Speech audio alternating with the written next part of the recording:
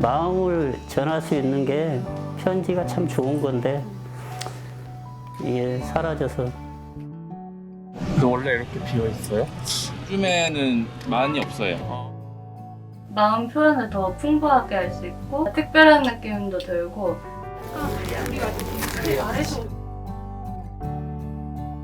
제가 좀 진심을 좀 더 표현하고 싶다거나 내 마음을 전달하고 싶을 때는 편지를 쓰지 않을까?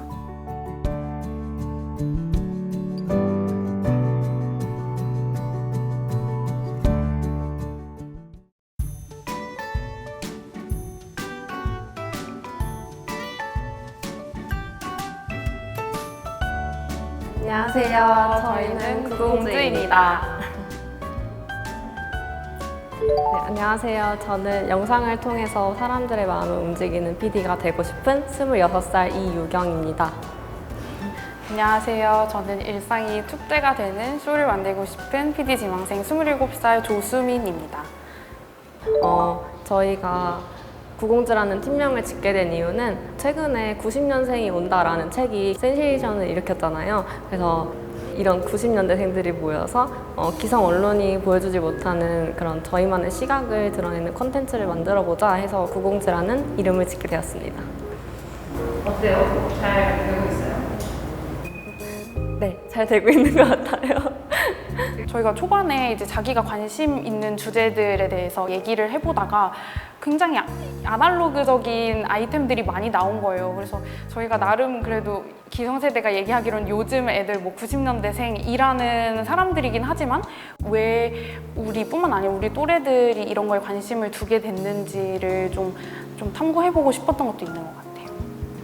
90년생은 아무래도 아날로그와 디지털을 모두 경험했고 태어나고 이렇게 자라는 과정에서 자연스럽게 그걸 직접 경험하고 목도할 수 있었던 세대였기 때문에 저희가 그런 부분을 좀 중점적으로 담아낼 수 있지 않나 싶어요.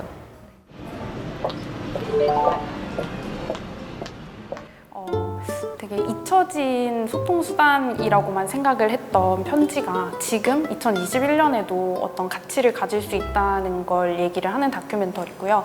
그걸 보여드리기 위해서 저희가 지금도 편지를 쓰고 계시는 다양한 세대의 편지인 분들을 만나서 인터뷰를 하고 직접 제작진들이 편지를 쓰고 붙여보는 그 일련의 과정들을 경험을 하면서 그 편지의 매력을 전달하려고 노력했던 것 같아요. 저도 처음에 편지를 생각했을 때 간단하게 카드를 쓴다거나 그런 거는 가끔 썼는데 사실 굳이 편지에 대한 필요성을 좀 잊고 있었던 것 같아요. 이거를 왜 써야 하는지 우연하게 옛날 노래 뭐 015이라든지 이런 노래를 좀 들었는데 그런 옛날 노래에는 유독 편지가 가사에 들어가는 경우가 되게 많았어요. 그래서 그걸 듣다가 아 편지다 이렇게 약간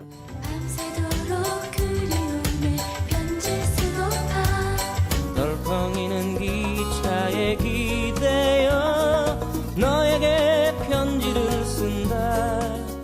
편지라는 그런 매개체가 어떻게 보면 저희가 지금 비대면으로 소통을 하고 있는 사회에서 좀 실물로 보여줄 수 있는 그런 편지라는 그런 어떤 물건으로 남을 수 있는 게 되게 좋다고 생각을 했고 시청자들한테 보여주면서 편지에 대해서 다시 한번 생각해 볼 수 있게 하는 계기를 만들어주고 싶다라고 생각했습니다.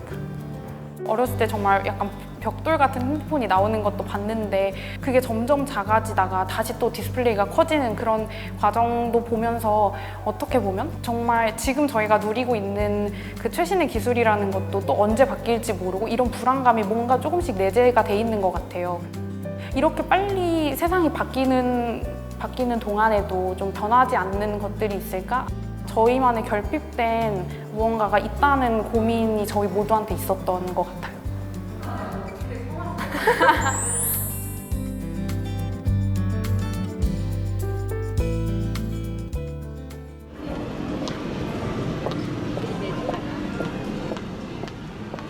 사람들이 편지를 보내고 소식을 전하기 위해 사용하는 우체통. 우체통은 비가 오나 눈이 오나 항상 그 자리에 서 있습니다.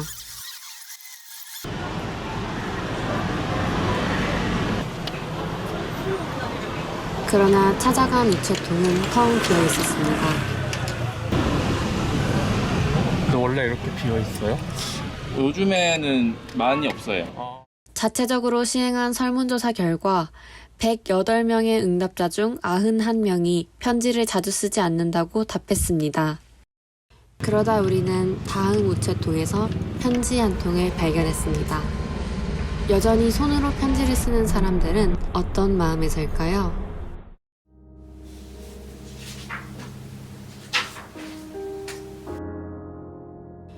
우리는 주변의 편지인들을 찾아 그들의 이야기를 들어보기로 했습니다.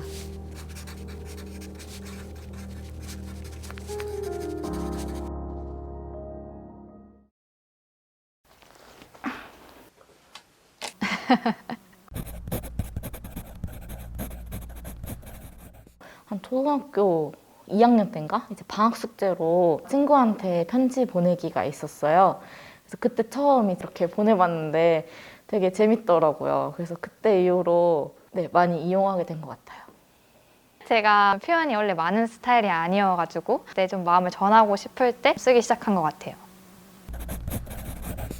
제일 친한 친구한테 많이 쓰는데 생일 때 쓰거나 축하할 일 있을 때나 새삼스럽게 고맙게 느껴질 때가 있는데 그때도 갑자기 쓰고 싶으면 써요.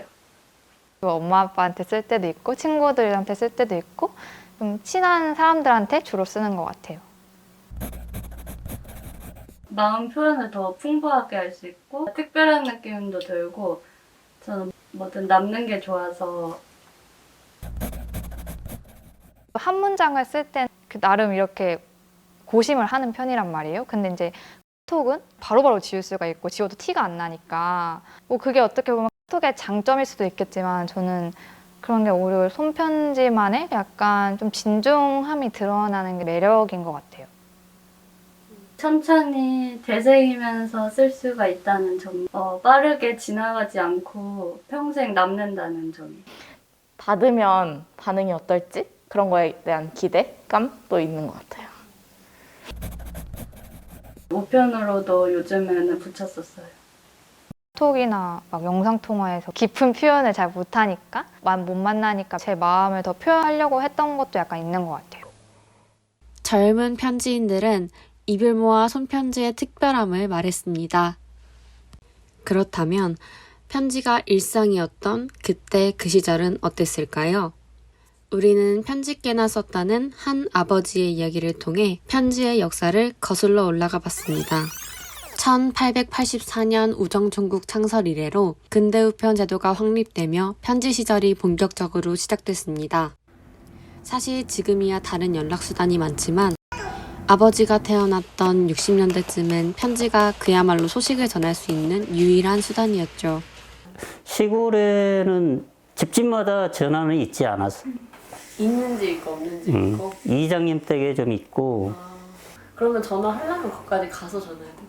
그렇지. 마을 회관이나 이런 데 연락할 수 있는 시설이 돼 있었기 때문에 방송으로 누구 댁에 전화 왔습니다 하면 가서 전화 받고. 그 당시에는 세상의 소식을 맞이하는 TV도 상대방과 실시간으로 대화하는 전화도 쉽게 가질 수 없었습니다. 최초의 개인 연락수단이었던 삐삐가 나오기도 한참 전이었죠. 편지의 위상도 지금과는 사뭇 달랐습니다. 그 시절에 살던 사람들은 편지를 보내고 오매불망 답장을 기다리는 것이 일상이었습니다. 손편지는 학창시절에 친구들하고 펜팔 시작으로 하게 됐는데 그 시절에는 친구들이 다 많이 했던 것 같아요. 그때는 대부분이 전부 손편지로 보내고 그런 시절이라. 특히 오늘날 우리가 사용하는 스마트폰은 메신저와 SNS를 통해 언제 어디서나 실시간으로 사람과 사람을 연결합니다. 실제로 무려 82.4%의 응답자가 편지 대신 SNS 등 다른 수단이 있기 때문에 편지를 보내지 않는다고 답했습니다. 그렇게 편지는 우리의 기억에서 서서히 잊혀졌습니다. 우편 배달부와 우체통이 점점 역사 속으로 사라지고 있습니다. 전국의 우체국의 절반가량이 사라질 위기에 놓였습니다. 기성세대는 편지가 사라지는 것에 대해 어떻게 생각할까요? 좀 안타깝고 슬프지. 마음을 전할 수 있는 게 편지가 참 좋은 건데 이게 사라져서 자꾸 좀 안타까워.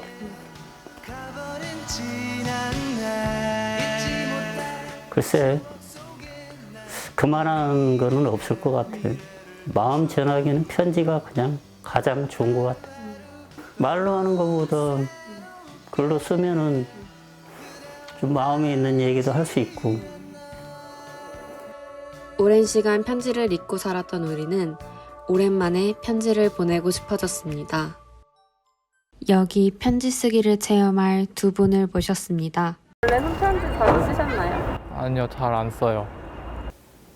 가끔?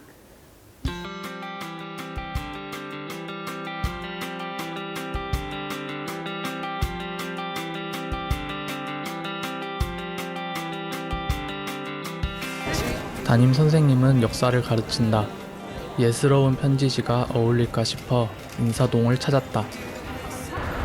선생님한테 좀 미안한 마음이 있는데요. 고등학교 졸업식 날 마지막에 선생님이 단체 사진을 찍자고 했는데 제가 수능을 못 봐서 좀 사진을 찍을 기분이 아니었어요. 그래가지고 사진 안 찍고 중간에 혼자 교실을 뛰쳐나갔던 기억이 있는데 그게 계속 마음에 걸렸던 것 같아요.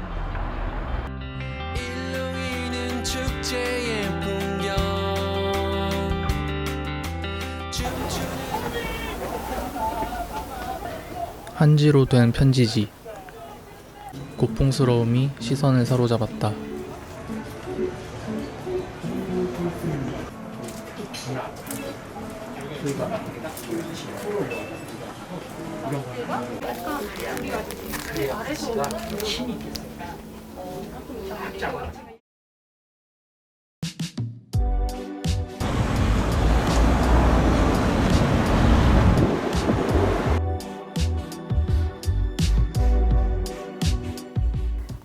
저는 대학 동기한테 썼는데요. 코로나 전까지는 이제 학교나 이런 데서 자주 볼 수 있었는데 마지막에 본 게 작년 한 7, 8월 친구가 제 생일 선물을 편지랑 같이 보내줬거든요. 그래서 편지를 우편으로 받아보고 되게 특별한 경험이었어요. 저도 같은 방식으로 답장을 한번 해볼까 하는 마음이 들었던 것 같아요. 친구는 귀여운 캐릭터를 좋아한다. 아기자기한 편지지를 사려고 광화문의 한 대형 문구점을 찾았다.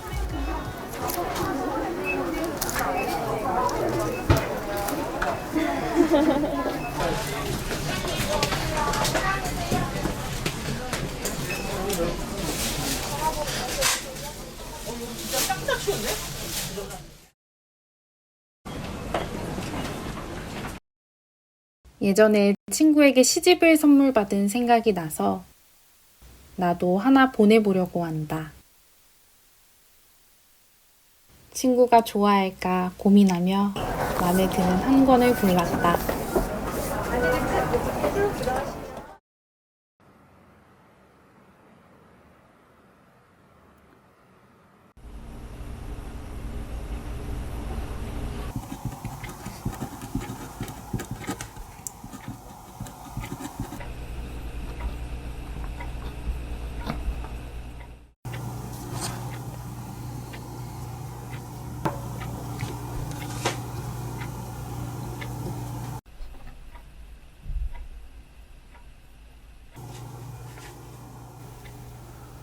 즉흥적으로 쓰려고 하니 펜이 선뜻 나가지 않았다.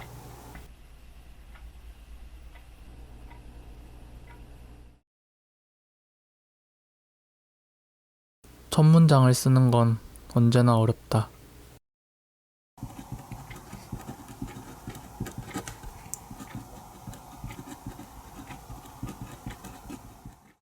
수정을 할 수가 없어 3번이나 다시 써야 했다.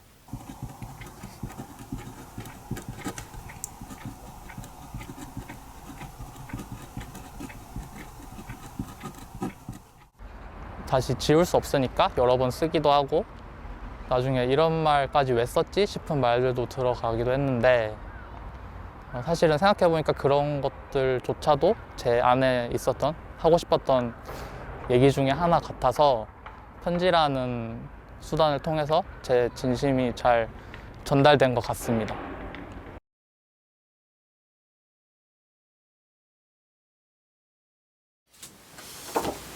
한 번에 좀 잘 쓰고 싶어서 그러니까 시간 날 때 좀 조금씩 써놨거든요, 내용을.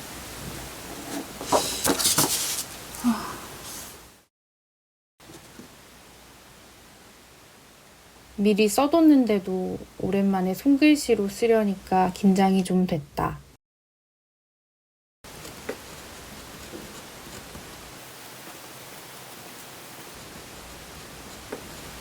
올랐을라나? 너무 구어체인가? 처음에는 어색하고 쓰면서도 긴가민가 싶었는데 쓰다 보니까 어느 순간 몰입이 되면서 술술 써졌다.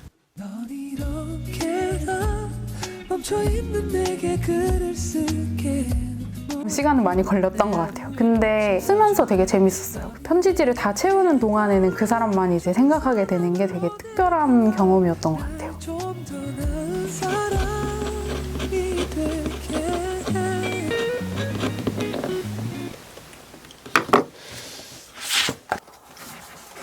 마무리로 내가 좋아하는 시 구절을 적어보냈다. 내 마음이 잘 담겼을까?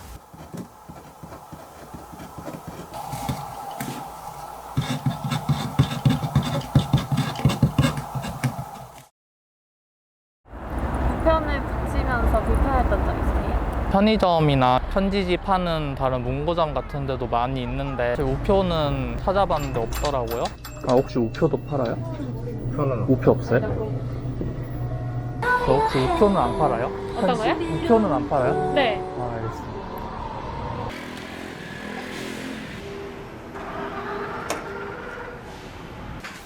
낯설다. 그림 우표를 사고 싶었는데 바코드가 찍힌 스티커 우표만 팔았다.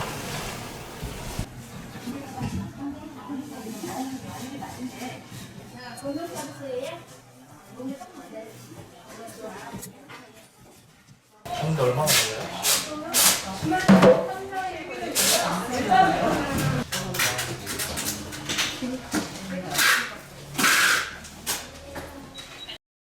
평일에 바쁘다 보니 우체국 영업시간에 방문하기 어려웠다. 마침 인터넷 우표라는 게 있다는 걸 알게 됐다.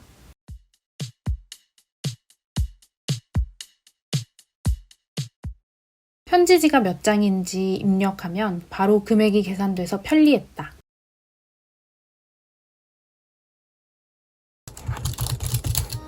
보이지 않는 곳에 흔적을 남기지.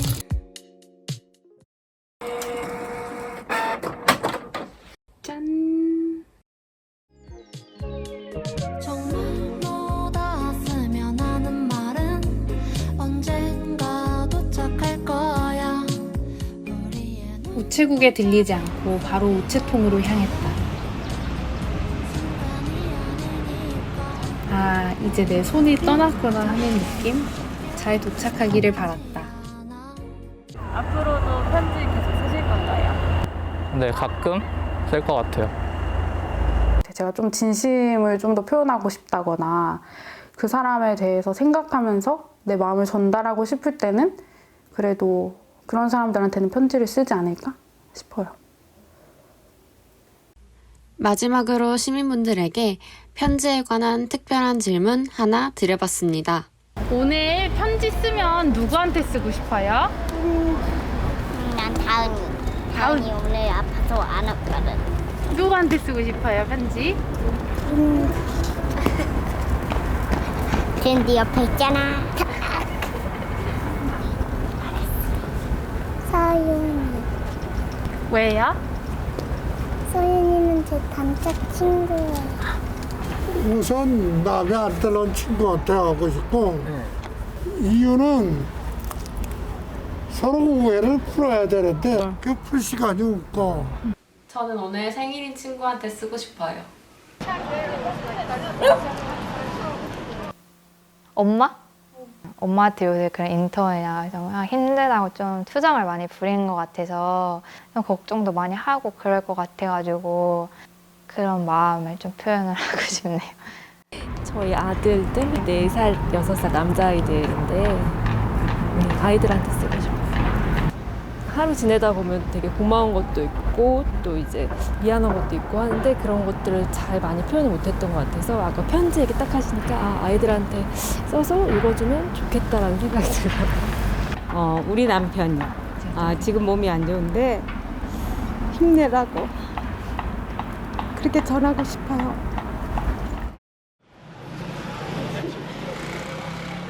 우리는 디지털 사회에서 다양한 SNS를 통해 그 어느 때보다도 많은 사람들과 소통하고 있습니다.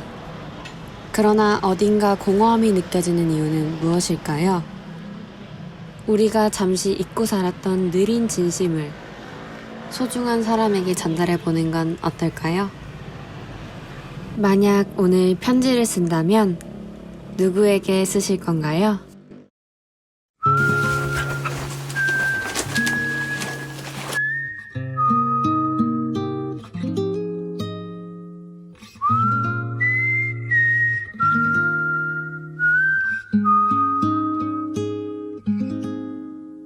당신에게 드릴 게 없어서 나의 마음을 드려요. 그대에게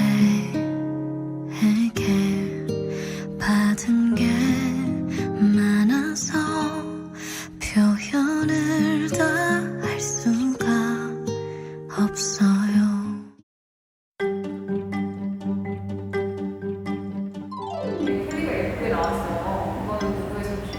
그건 저희 가족의 손을 빌려서 도움을 받았습니다. 제 언니가 캘리그라피를 좀 몇 년간 공부를 해가지고 그 아버님도 혹시 그럼 이분 저희 같나요? 몸 관리를 충분하시나요? 네.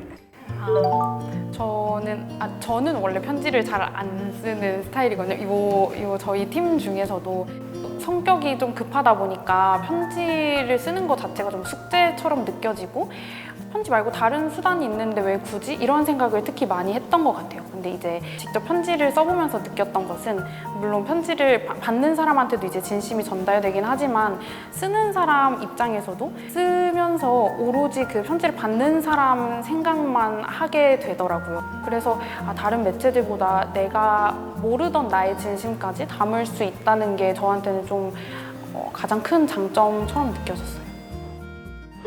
그러나 찾아간 우체통은 텅 비어 있었습니다. 근데 원래 이렇게 비어 있어요? 네, 배달원 분께서 이제 오랫동안 그 지역에서 우편을 배송하시는 분이었는데 우편을 보내는 것도 약간 사업상의 목적으로 그 우체통을 이용하는 분들이 많다고 확실히 그냥 손편지, 그냥 내가 다른 사람한테 보내기 위해서 그런 손편지가 많이 없다라고 말씀을 해주셨어요. 그 말하셨던 것처럼 저희도 다산동에서 주민분들을 인터뷰한 게 가장 기억이 남는데요. 오늘 편지를 쓴다면 누구에게 쓰실 건가요? 라는 질문을 이제 다산동 주민분들께 드렸는데 정말 한 분도 안 피하시고 다 대답을 굉장히 진솔하게 해주셨어요. 그래서 저희도 굉장히 감동을 받았고 특히 기억에 남는 분이 있다면 그 영상에 나온 할아버지 분이 있는데 나한테 넌 친구한테 하고 싶고 서로 오해를 풀어야 되는데 그 풀 시간이 없고 할아버지니까 당연히 저희가 생각하기엔 뭐 배우자라든지 아니면 손자, 손녀, 자녀들의 얘기를 하실 줄 알았는데 오랫동안 이제 오해가 풀리지 않은 친구분 얘기를 하시더라고요. 그래서 저희가 너무 할아버지라는 그 인터뷰의 특징을 스테레오타입처럼 가지고 있지 않았나 하는 것도 느꼈습니다. 저는 아까 저희 캘리그라피를 도와줬던 저희 친언니한테 쓰고 싶은데 저랑 3살 차이가 나는데 저랑 굉장히 친하거든요. 매일 거의 같이 붙어 있다시피 하고 근데 저희 언니가 어렸을 때부터 조금 몸이 안 좋아가지고 그런 애틋한 마음 그런 게 있었는데 사실 매일 붙어 있다 보면은 그거를 표현할 길이 없잖아요. 그래서 저는 편지를 통해서 언니한테 뭐 고마운 마음도 있고 좀 싸우면 그런 미안한 마음도 전달하고 싶어요. 저는 동생한테 쓰고 싶은데요. 동생이 올해 고3이에요. 되게 힘들게 공부를 하고 있는데 수능 잘 보라고 좀 격려와 응원이 담긴 편지를 쓰고 싶고, 저도 약간 자매 사이가 다 그런 것 같긴 한데 카톡으로 뭐 하는 말이 뭐 배달 음식 시켜 먹자, 옷 빌려달라, 뭐 엄마 집에 있냐 이런 거잖아요. 그래서 약간 편지의 힘을 빌려서 제 진심을 좀 표현해보고 싶어요. 편지라는 게 사실은 아무한테나 편지를 쓰고 싶진 않거든요. 자기 주변에 소중한 사람들한테 편지를 자연스럽게 쓰게 되는데, 사실 지금은 SNS를 통해서 정말 굳이 연락하지 않아도 될 사람과도 연락을 지속하는 경우도 있고, 아직도 변하지 않는 것이라고 한다면 그래도 자기 주변에 있는 사람들과 더 깊은 관계를 맺고 싶어 하는 그런 마음, 그 소중함을 그래도 간직하고 있는 사람들이 있기 때문에 편지에 대한 그런 향수가 아직도 좀 남아있는 게 아닌가 싶었고, 그래서 저희가 이 만든 다큐를 시청자분들이 보고 한번 나도 편지 써볼까? 이런 마음이 든다면 저희의 기획 의도가 좀 잘 전달이 된 것 같아요. 제가 거기서 편지 쓰기를 직접 체험을 했잖아요. 그때 이제 편지를 보냈던 친구가 잘 받았다고 이제 인증샷을 보내줬어요. 친구가 좀 정말 감명을 받아서 그 편지를 복사를 해서 다이어리에다가 붙이고 이제 자기 소감도 옆에다가 쓰고, 같이 쓰던 영재님도 선생님께 편지를 보냈었는데 연락이 와가지고 한번 이제 뵙기로 했다고 하더라고요. 그래서 편지 쓰기 잘했다?